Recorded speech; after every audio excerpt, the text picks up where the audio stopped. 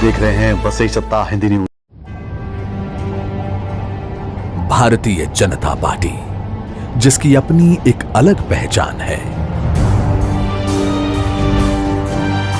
ये केवल एक राजनीतिक दल नहीं, भाजपा एक आंदोलन।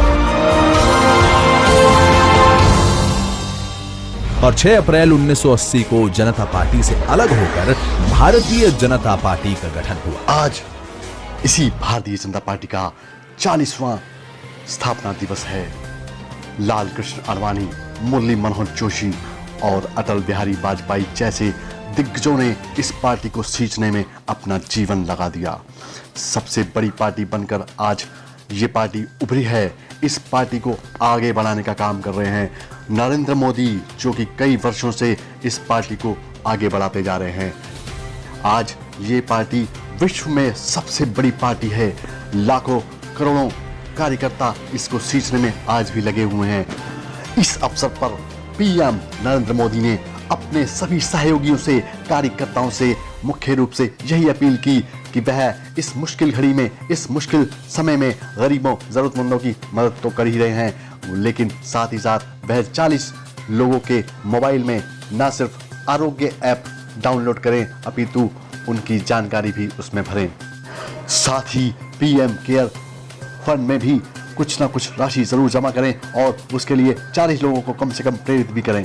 यही बातें कहकर उन्होंने आज का अपना छोटा सा भाषण कंप्लीट किया।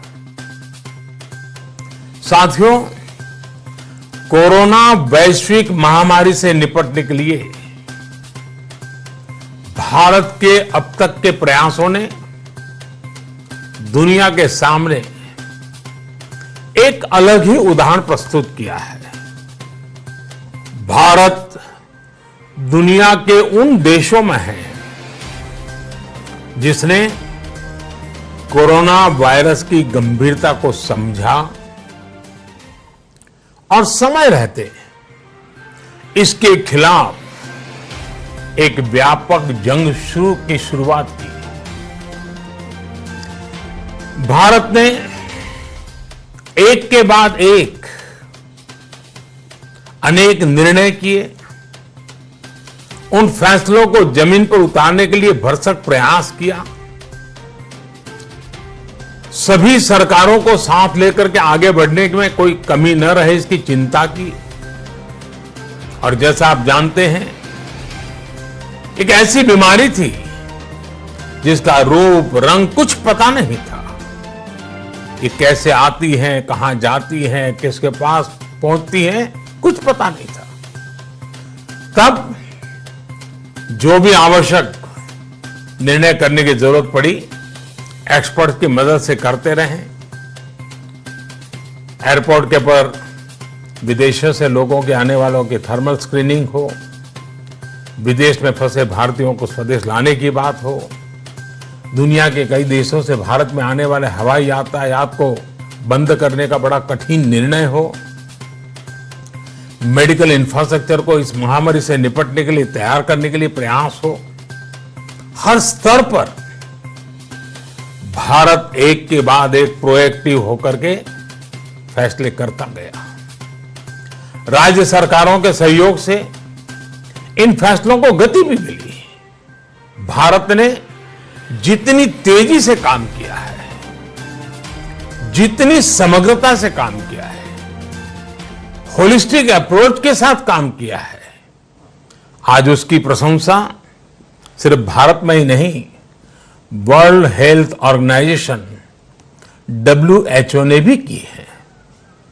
तमाम देश एकजुट होकर कोरोना का मुकाबला करें, इसके लिए सार्क देशों की विशेष बैठक हो या G20 देशों का विशेष सम्मेलन, भारत ने इन सारे आयोजनों में बहुत महत्वपूर्ण भूमिका निभाई है।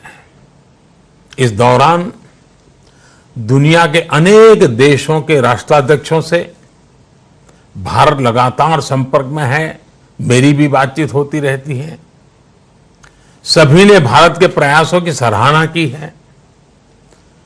और हम जानते हैं भारत एक विकासशील समय का लॉकडाउन का समय या प्रत्येक भारतीय तमाम मुश्किलें उठाकर भी देश के साथ पूरी मजबूती से खड़ा है और वो खुद को भी बचाने के लिए काम कर रहा है, देश को बचाने के लिए काम कर रहा है। भारत जैसा इतना बड़ा देश, 130 करोड़ लोगों का देश, लॉकडाउन के समय भारत की जनता ने जिस तरह की मैच्योरिटी दिखाई है, गांभीर्य दिखाया है, यह अभूतपूर्व है। हम भारत के कोटि कोटि जनों का जितना नमन करें उतना कम है।